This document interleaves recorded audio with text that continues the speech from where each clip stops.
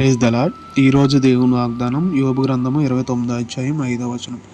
సర్వశక్తుడు ఇంకనూ నాకు తోడై ఉండెను. ప్రియ సహోదరి సహోదరులారా, యోబు ఎన్ని శ్రమలు, ఎన్ని ఇరుకులు, ఇబ్బందులు వచ్చినా, శరీరం పుండ్లైపోయినా, సమస్తము తనకున్నదంతా పోయినా కూడా దేవుడు ఇంకనూ నాకు తోడై ఉన్నాడని ఎంత గొప్ప విశ్వాసం చూపించి తను దేవుడి యందు మేలులు పొంది ఉన్నాడో, మనం కూడా చిన్న చిన్న శ్రమలకు కుంగిపోకుండా, కృషించిపోకుండా దేవుడి యందు నిరీక్షణ కలిగి, దేవుడు నాకు తోడై ఉన్నాడు, నాకు వచ్చిన ఈ శ్రమను దేవుడు నా ద్వారా జయించబోతున్నాడని చెప్పి ప్రతి ఒక్కరు కూడా ప్రార్థించుకుందాం.